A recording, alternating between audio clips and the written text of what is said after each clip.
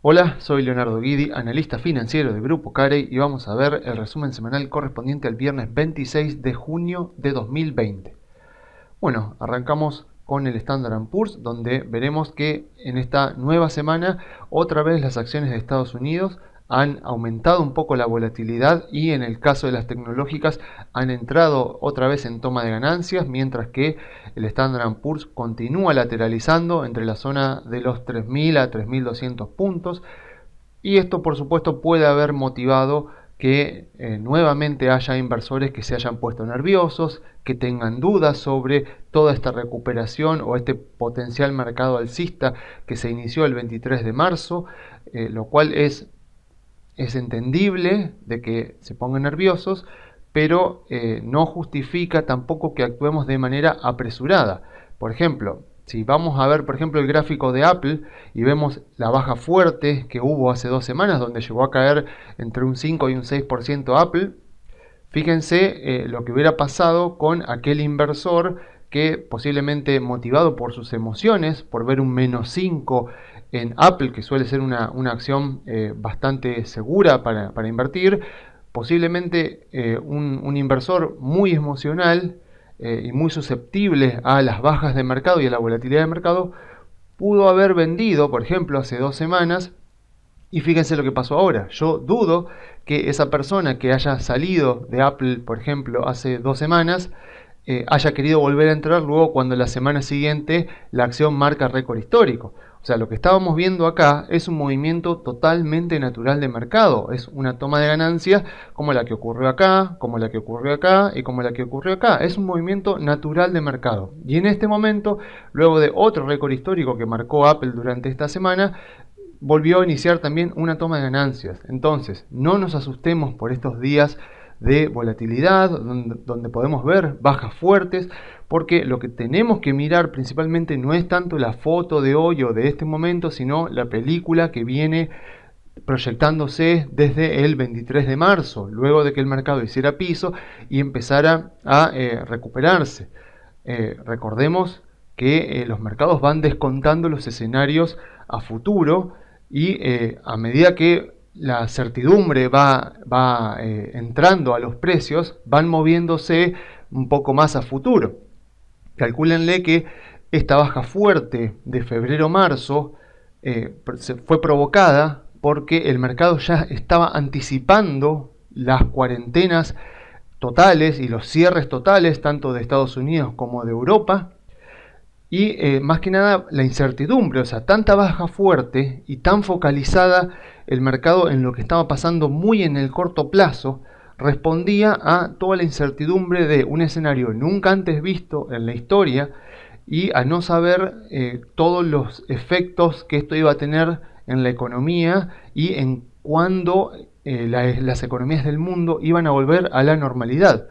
A medida que la Fed fue respondiendo y que los gobiernos fueron respondiendo, los mercados empezaron a tener un poco más de información, un poco más de certeza sobre lo que estaba pasando y sobre lo que iba a pasar, y empezaron a moverse mirando ya la recuperación. Así como el mercado acá en febrero y en marzo se movía a la baja anticipando las cuarentenas y las caídas de la economía y los aumentos del desempleo que luego veríamos en abril, mayo e incluso junio, ahora también el mercado se va moviendo, adelantándose a la recuperación económica, a la recuperación del empleo y potencialmente una vuelta a la normalidad para 2021. Entonces, lo que tenemos que pensar es qué es lo que el mercado está descontando y qué momento a futuro el mercado está mirando, porque tal vez nosotros creemos que el mercado está mirando los próximos 3 meses y posiblemente el mercado ya se está moviendo mirando más fin de año y 2021. Entonces puede ser que nosotros veamos datos que afectan al corto plazo y que el mercado parece no prestarles tanta atención. O si les presta atención por un día, un par de días y luego se sigue moviendo al alza, por ejemplo, en este caso. Entonces, ¿qué es lo que estamos viendo ahora? Bueno, por ejemplo, vemos que han habido un gran aumento de casos en Estados Unidos. Fíjense que en el día de ayer hubo récord diario de nuevos casos en Estados Unidos, y aún así vemos que a pesar de que está teniendo récord de casos diarios Estados Unidos, el mercado ha estado cayendo entre un 1 y un 2%. Entonces uno puede decir, ¿por qué está pasando con el mercado? Que ante un récord de casos diarios en Estados Unidos, no volvemos a ver semejante baja como la que vimos hace un par de meses atrás.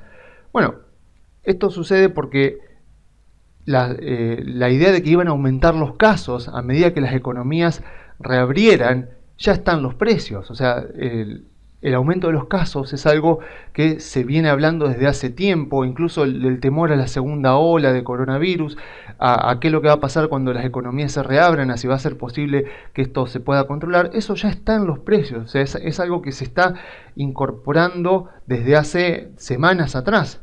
Entonces, en febrero-marzo no estaba esa información. Ahora sí, los inversores tienen mucha más información para poder ver de qué manera se están reabriendo las economías, los potenciales rebrotes del virus y cómo están siendo controlados. Y justamente eso les permite a los inversores poder evaluar si hay alguna posibilidad de que se vuelva al escenario de febrero-marzo, donde las economías, la gran parte de las economías del mundo estaban totalmente cerradas y en cuarentena. Claramente el mercado descuenta que eso no va a ser así, que en el caso de que el número de infectados de coronavirus vaya aumentando en el mundo, los estados, por lo menos en Europa, en Estados Unidos y en Asia, van a responder de una manera un poco más flexible y no tanto con cuarentenas totales que cierren una vez más todas las economías de los países. ¿Por qué? Porque si no ya veríamos bajas otra vez hacia los 2.200 puntos. En este momento los inversores, el mercado que va descontando escenarios a futuros, descuenta que no volveremos a este escenario tan extremo de cuarentenas totales. Y eso es lo que permite que ante un aumento sustancial de los casos en Estados Unidos no veamos tantas bajas en el mercado, porque claramente los inversores están descontando que esto, o sea, que las cuarentenas totales no van a volver tal como las vimos en febrero y marzo, porque aparte ya hay mucha más experiencia acumulada. Entonces, esto es lo que está pasando actualmente y es bueno que haya mucha negatividad en el ambiente. Lo vuelvo a decir, o sea, si esto es efectivamente un mercado alcista que están haciendo, tiene todos los condimentos para hacerlo, porque como decía John Templeton, los mercados alcistas comienzan en el pesimismo y crecen en el escepticismo, maduran en el optimismo y mueren en la euforia, aunque también hay que aclarar que además de euforia, como fue la burbuja de las .com, también pueden morir de un evento altamente negativo que sucede en otro lado externo a los mercados financieros. Y el 2020 fue un gran caso de eso. El mercado alcista de 2009 terminó en 2020 por un evento externo a los mercados financieros que cerró las economías. Ahora, si este es un nuevo mercado alcista, tiene todos los condimentos para hacerlo, porque nace en el pesimismo y el escepticismo. Hay mucha gente con miedo, hay mucho pesimismo en el ambiente, y eso es positivo para un mercado alcista naciente, porque eso quiere decir que si las economías se siguen reabriendo y el mundo vuelve a la normalidad, las posibilidades de que la realidad supere las expectativas, siendo tan negativas las expectativas, es algo muy probable. O sea, es algo que puede llegar a pasar con un alto grado de probabilidad, y eso va a empujar mucho más al alza a las acciones. Así que no nos asustemos porque sigan las tomas de ganancia en Estados Unidos, porque haya un rebrote de casos, como vemos acá, a medida que se va reabriendo la economía, porque es normal que eso pase a medida que se va reabriendo las economías de los países desarrollados, y el mercado ya parece tenerlo bastante descontado. Si no hubiera estado descontado, veríamos bajas mucho mayores. Pasando ahora a Argentina, vamos a ver lo acontecido durante esta semana. Bueno, tenemos en Argentina que, a pesar de que el Merval en dólares se ha recuperado bastante, es muy probable que anuncien un recrudecimiento de las cuarentenas, tanto en Capital como en Provincia de Buenos Aires. Esto, por supuesto, es muy malo para la economía porque es la zona más productiva del país. Entonces, la economía, que ya viene bastante golpeada, es probable que empeore aún más. Y voy a tomar unos datos de Miguel Kigel, que presentó durante estas semanas, más que nada sobre la política monetaria del gobierno, para que veamos lo frágil de la situación.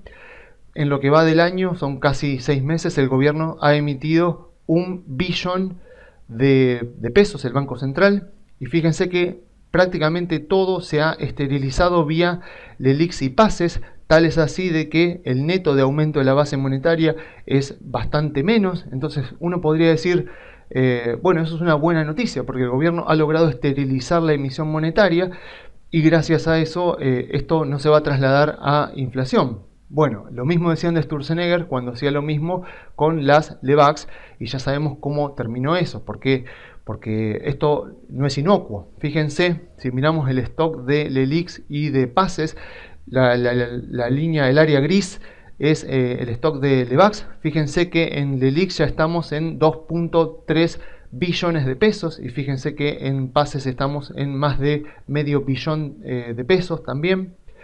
Esto obviamente forma parte de los pasivos del Banco Central junto con la base monetaria, y en los activos del Banco Central tenemos las reservas, que en este momento son más o menos de entre 7.000 y 11.000 millones de dólares. O sea que son muy bajas las reservas en base a los pasivos que tiene el Banco Central. Esto en otras épocas de Argentina, teniendo en cuenta que el gobierno no tiene acceso a dólares frescos y que la economía es posible que caiga más de un 10% este año, y por lo tanto la capacidad de generación de dólares genuino del gobierno es muy baja. En otros momentos de la historia argentina esto se ha compensado con un ajuste del tipo de cambio al alza. Y en Argentina, por la historia que tiene Argentina, el tipo de cambio es uno de los principales provocadores de inflación. En Estados Unidos se controla la inflación, por ejemplo, con la tasa de interés. En Argentina, por la historia que tiene Argentina, se ha usado el tipo de cambio para controlar la inflación, tal es así que en la década de los 90, con tipo de cambio fijo, la inflación durante la mayor parte del tiempo fue cero. Entonces, ¿qué va a pasar si el gobierno no logra conseguir dólares genuinos y no logra bajar este stock de LELIQs y de pases? Lo que va a pasar es que en algún momento va a tener que dejar correr el tipo de cambio oficial, y eso se va a trasladar a inflación. Y si le sumamos que la economía va a caer más de un 10% este año, tenemos un cóctel bastante complicado. Entonces, la pregunta no es si el gobierno va a dejar subir al dólar oficial, la pregunta es cuándo lo va a hacer. Claramente no lo va a hacer durante la cuarentena, ni durante los primeros meses posiblemente de la liberación de la cuarentena y el regreso a la normalidad. Así que vamos a esperar que lo haga más adelante.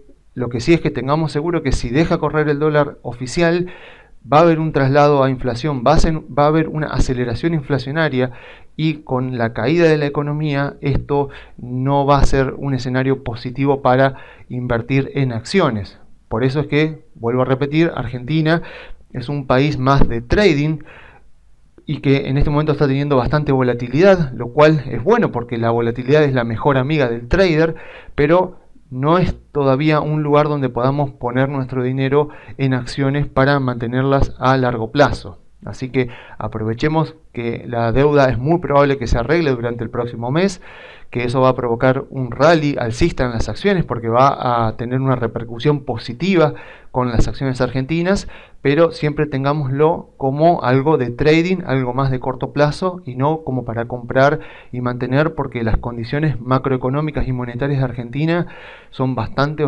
frágiles, como muestran los números. Así que yo me despido dejándole las vías de comunicación. Se pueden comunicar por la página web grupocarey.com.ar o enviando un mail a contacto@grupocarey.com.ar.